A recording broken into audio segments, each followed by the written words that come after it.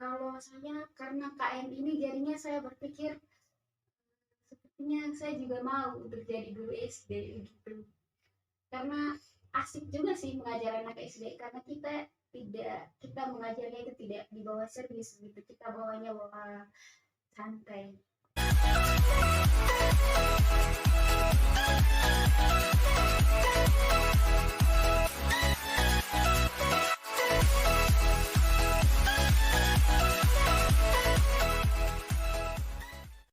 Selamat malam pemirsa, kembali lagi bersama saya Stefania Andri.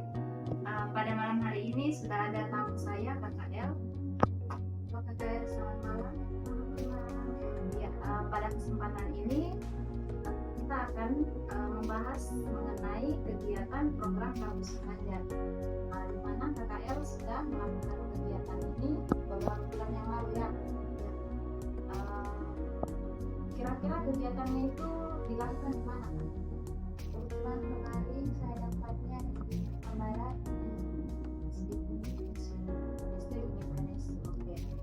Kira-kira kegiatan kampus mengajar itu apakah pilih tempatnya itu di sana, apakah diberikan dari kampus atau atas kemauan sendiri?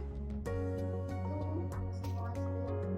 Tapi kalau misalnya kemarin kita harus tiga sekolah. Nah, saya itu tiga sekolah. Sebenarnya kemarin sekolah itu bisa mobil OE, cuman karena ternyata banyak sekolah yang ada di Indonesia, sekolah jadi ke 2006. Setelah itu saya pergi ke kabupaten untuk meminta pindah lokasi mengajar. Jadinya saya ditempatkan di Dewi. Jadi sebenarnya itu tapi dipilih dari tiga sekolah. Iya. Kira-kira di sana itu mengajarnya anak SMP, SMA atau anak SD? Itulah untuk saat itu dia itu begitu saya dapatnya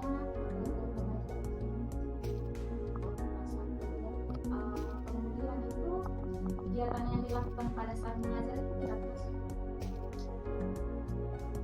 kurang lebih sama seperti ini kita belajar. Tapi kalau saya tidak semua mata pelajaran saya ada yang lebih belajar matematika dan bahasa Indonesia.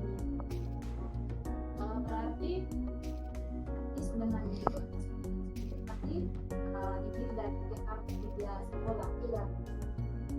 Kira-kira di sana itu mengajarnya anak SMP, SMA atau anak SD?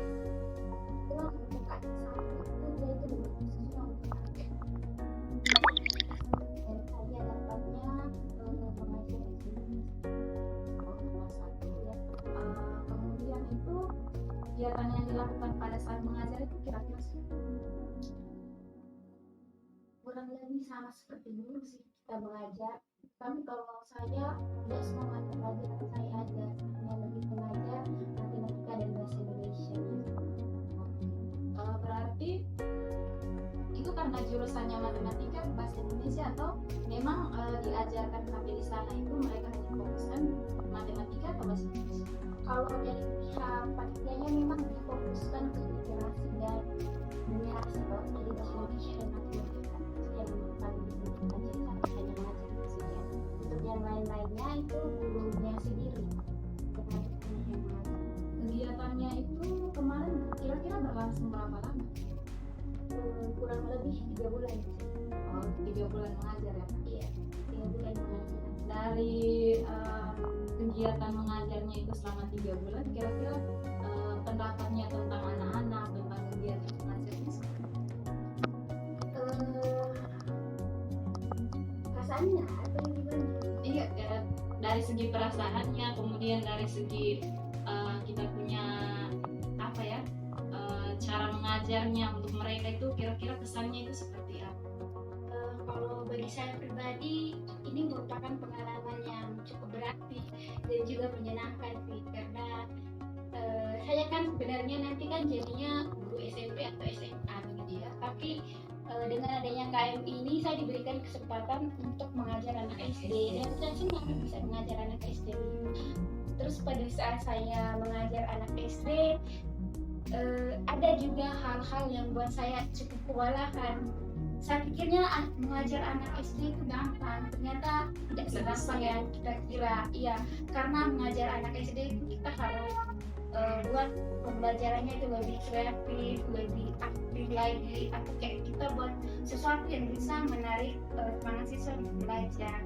Lebih khususnya saya dapat mengajar kelas SD itu butuh kesabaran dan kreativitas yang tinggi supaya anak-anak itu tertarik untuk belajar. Ya. Apa sih Kak pengalaman tersendiri yang didapat setelah kegiatan KM itu? Pendapat sendiri atau pengalaman yang paling berkesan? Kurang lebih seperti itu lah.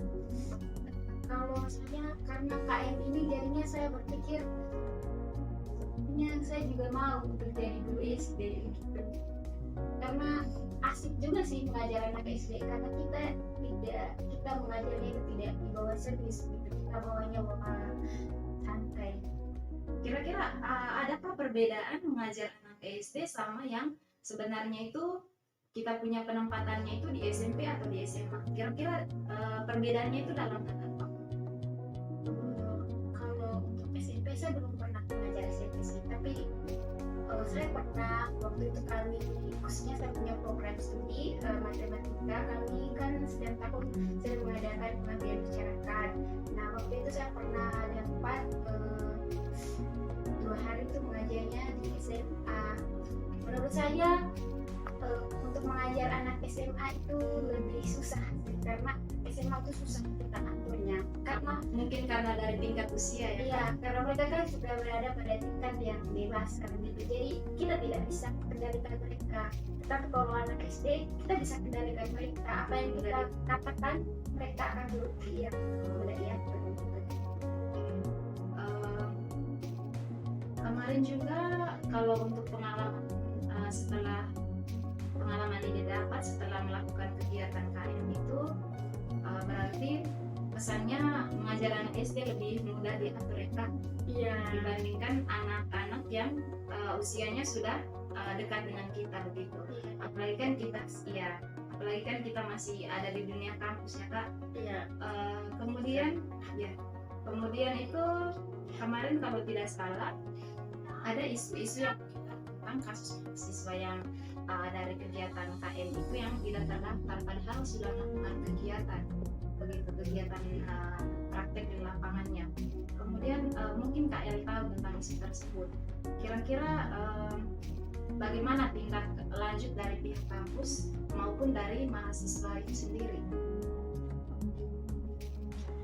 Ya sih memang kemarin itu ada masalah terkait dengan pelaksanaan KM1 di mana ini panitia KM1 kemarin menyatakan bahwa untuk mahasiswa yang mengikuti kegiatan kampus mengajar akan mendapatkan potongan UKT sebesar 2.400.000 itu untuk mahasiswa yang bukan di puisi begitu ya. Tetapi ternyata ketika kegiatan kampus mengajar tahap pertama atau angkatan 1 selesai, ternyata pencairan UKT-nya tidak berjalan lancar. Itu untuk universitas kita, itu Universitas Nusa Cendana, yang dimana dari 400-an mahasiswa itu hanya 100-an mahasiswa saja yang menerima potongan UKT. Itu sampai saat ini berdasarkan informasi yang saya dengar, yang saya dapat, masalah itu masih ditindaklanjuti. Sekarang ada beberapa mahasiswa yang sudah mendapat potongan UKT dan masih ada juga yang belum mendapatkan potongan UKT, dan mahasiswanya sudah mengajukan keluhan ke pihak rektorat dan sekarang masih diskusi.